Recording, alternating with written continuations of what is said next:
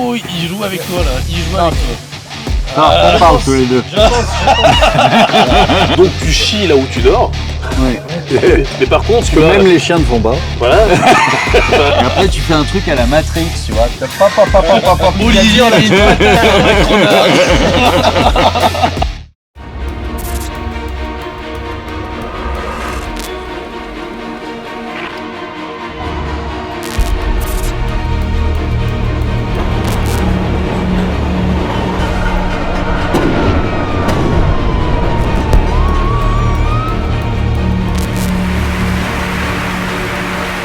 Je vais te les disperser façon Raoul, moi, tu vas voir. Et je vous dis, on vous emmerde, on vous taxe, on vous pourrit la vie parce que vous avez pas bien trié une poubelle. Le monde entier se pose la question de savoir ce qui se passe en France.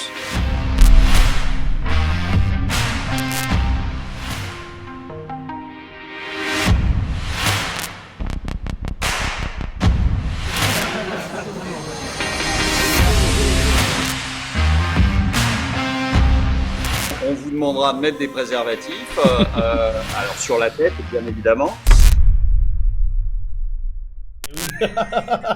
Tu faisais le malin. Voici une île. Un petit morito. Ah mais oui. Bébé, tu refais un petit morito pour Olivier qui a bien apprécié. Et je pourrais t'en prendre un aussi, Allez, j'ai envie de deux goûter, mojitos. là, ça m'a l'air sympa ça.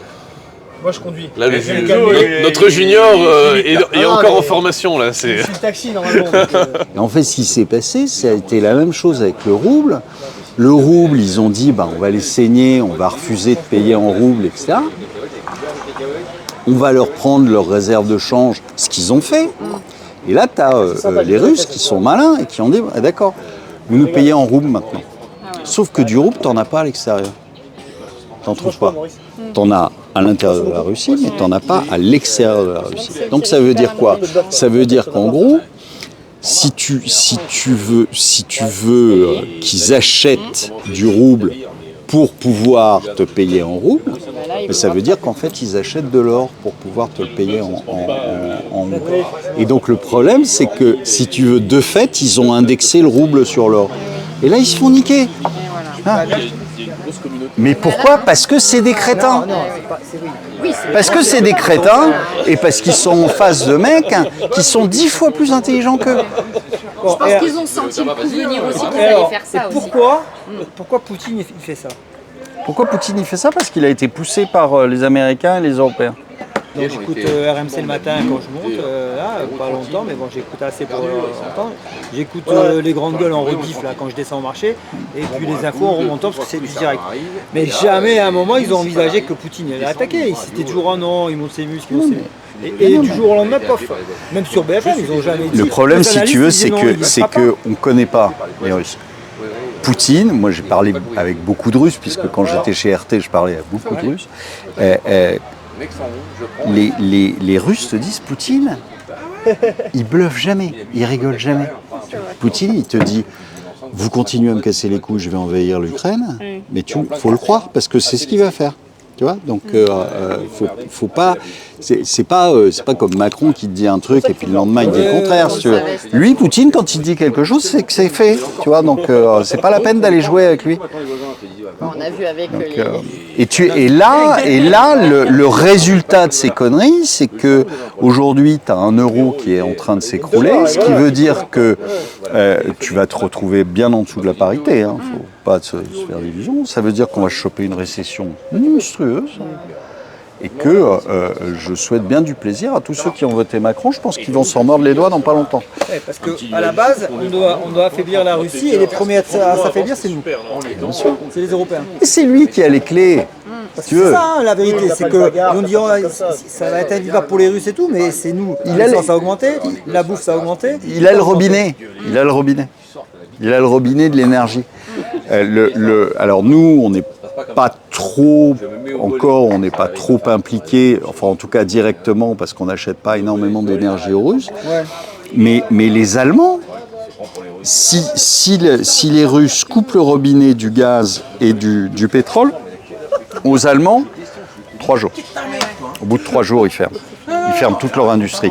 donc ils tombent. Donc c'est pour ça d'ailleurs tu vois en ce moment les Allemands qui font ouais non mais nous ça va hein, tu vois. On a construit ça. C'est vrai que... Oh, bon, alors là, j'ai plus de certitude. Là, ça y est. En fait, c'est ce qu'on se disait dans une vidéo. On disait qu'est-ce que les Français attendent pour se réveiller. Et moi, je disais, mais ils ne se réveilleront jamais, mon vieux. Donc tu chies là où tu dors. Ouais. Mais par contre, tu vas... Même les chiens ne font pas. Voilà. Enfin, c'est absolument débile. Jamais. C'est-à-dire que non mais ça n'a aucun sens, tu vois. Genre, Faut être con comme un humain pour faire oui. ça. Et tu chies là où tu manges, mais par contre, quand c'est le voisin, là, tu vas le défendre. Enfin, c'est absolument n'importe quoi. C'est pas une guerre commerciale, c'est une guerre monétaire. C'est-à-dire que ça fait depuis 2017-2016 que les Chinois achètent de l'or, mais comme... Les Chinois et les Russes aussi. Hein. Oui. Mais les Chinois, en fait, ont créé un standard or. Le standard or, c'est le lingot d'1 kg 4x9 sorti de la bonne fonderie suisse. Point barre. Quand tu crées un standard, c'est qu'a priori, tu as une petite idée à la tête. Oui, c'est-à-dire que tu veux sortir tout ce qui n'est pas du standard. Et si tu veux sortir tout ce qui n'est pas du standard, c'est que tu as bien une bonne raison. C'est pas juste pour le dire sport, j'ai un goût. Voilà. Et donc, nous, on a fait un calcul. Alors après, il vaut ce qu'il vaut, mais comme quoi, si tu veux, les Chinois déclarent à peu près 3000 tonnes d'or. Or, il serait entre 20 et 25 000 tonnes. Oh la vache, 7 fois plus quoi. Donc 7 à 8 fois plus. c'est pas vraiment la même chose, si tu veux. Et en fait, ça m'étonnerait pas, oui. si tu crées un standard comme ça, c'est qu'a priori, dans l'idée, tu as l'intention de faire quelque chose. Tu veux remplacer le dollar, quoi. Et cette intention... Alors, pas tout à Tu veux lui fait. faire mal. Pas tout à fait, Les mais tu veux lui États-Unis faire ont fait ça à la mal. place de la livre sterling il y a des années, et là peut-être que eux ils veulent justement remplacer le dollar dans les échanges commerciaux. Non, peut-être notamment. pas le remplacer, mais lui faire mal, Pas ouais. remplacer, Pour que, en fait, pas il veut remplacer, le- mais créer un deuxième pôle. Ouais. En fait, je pense que si tu veux, avec les Russes ou sans les Russes, on ne sait pas exactement, les Russes aussi achètent beaucoup d'or, donc peut-être qu'ils le feront avec les Russes, peut-être qu'ils le feront sans, peu importe. Mais ils ont fait quelques tentatives en 2017-2018 de faire avec les Russes des contrats sur le pétrole payables en yuan, convertibles en or ouais, et basés sur l'or. Donc, et je pense qu'ils sont en train de mettre en place en fait une nouvelle monnaie qui sera un yuan convertible et basé sur l'or. À mon avis, dans un premier temps, uniquement sur l'Asie. Alors peut-être Asie-Russie, peut-être. Mais uniquement sur l'Asie, je pense qu'ils ne vont pas aller tout de suite chercher les Américains, mais que l'idée c'est de créer deux pôles. Encore une fois, si tu veux, de créer deux pôles, c'est-à-dire un pôle Asie-Russie et puis l'autre pôle Europe-États-Unis. Europe-États-Unis. C'est pour ça, à mon avis, qu'ils sont en train de faire disparaître l'euro. Parce que c'est ce qu'ils font, c'est-à-dire en nous poussant vers la guerre, je pense que c'est ce qu'ils sont en train de faire. Et ils font disparaître l'euro.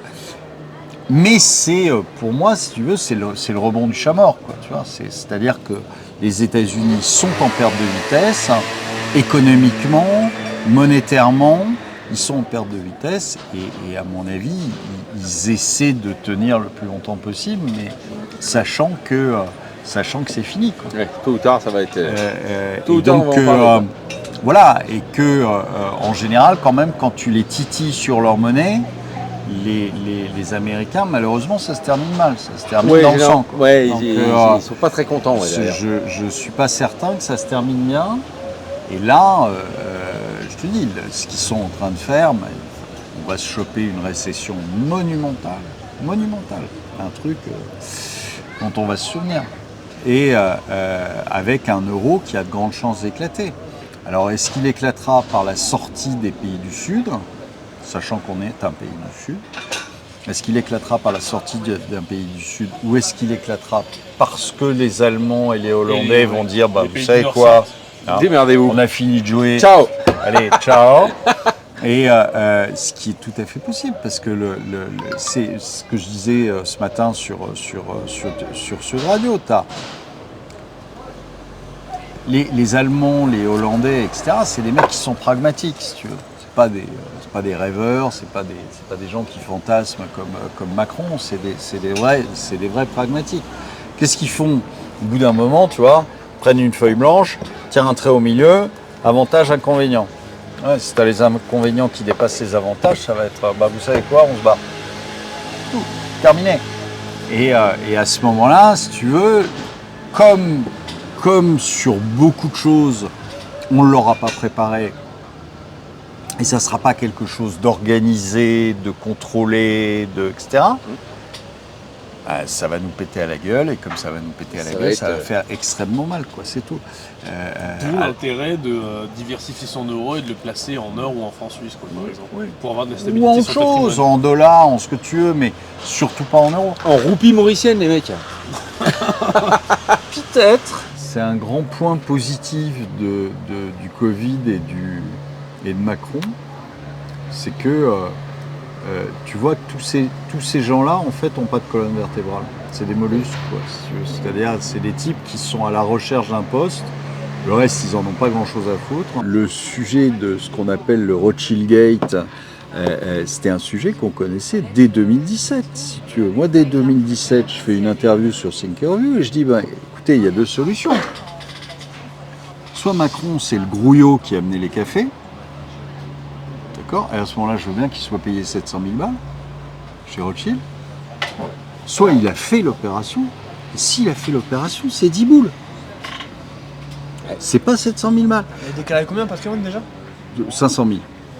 Donc je dis, il y a juste un sujet. Il y a juste un sujet là-dessus. Personne ne le reprend, personne n'en parle, etc. Mais c'est clair. Enfin, bien sûr. Sinon, ça veut dire que le Mozart de la finance qu'on nous a présenté, c'était le petit employé de banque de merde, quoi. C'est-à-dire le mec qui était là pour aller apporter les cafés, quoi. Pour tenir la chandelle quand les grands parlaient. C'est ça, en fait. Donc, je veux dire, et ça choque personne, et ça ne fait aucun bruit. Le McKinsey, toute la problématique McKinsey, tu t'allumais ton poste de télé, que ce soit TF1, France 2, etc., puis tu ne voyais jamais. On n'en parlait jamais. Il y a quand même un vrai sujet là-dessus. Ça fait le bruit, hein. Si tu veux, t'as quand même des mecs qui sont spécialisés dans je te vends un PowerPoint de merde à plusieurs millions. D'accord? Parce que c'est ça le sujet. Si tu veux, on sait très bien que ces boîtes d'audit n'ont jamais servi à rien. D'accord? Ils ont un PowerPoint et les mecs, ils te le vendent. Que tu sois une PME, un État ou une grande entreprise, c'est le même. Ils changent les noms. Quelquefois, les mecs, ils s'aperçoivent même pas. Ils changent pas le nom en bas de la page, tu vois. Tu as toujours le nom du client précédent. Enfin, je veux dire, c'est absolument lamentable. Et ils te vendent ça plusieurs millions. Mais c'est un scandale. T'as pas de fonctionnaires en France. Moi, je suis pressé qu'ils passent la réforme des retraites là, pour voir la gueule des vieux boomers là. Ils s'en foutent, ils sont déjà à la retraite. Ils vont dire ouais, c'est bien. Non, mais ceux qui sont un petit peu avant là, t'en as entre 50 et 60 là qui ont voté pour lui quand même. Bon, sans qualifier les cinquantenaires de boomers, mais. Oh, il joue avec toi là, il joue avec toi. T'en as plein qu'à 50-60 qui ont voté Macron, t'as des gros taux. Moins qu'à 60-70 je pense, mais t'en as quelques-uns quand même. On parle tous les deux. Je pense. Je sais pas, je vais prendre la caméra, je vais faire un lent travelling comme ça. Et après tu fais un truc à la Matrix, tu vois. Et là ça fait 500 000 vues. Tu la mets en miniature là.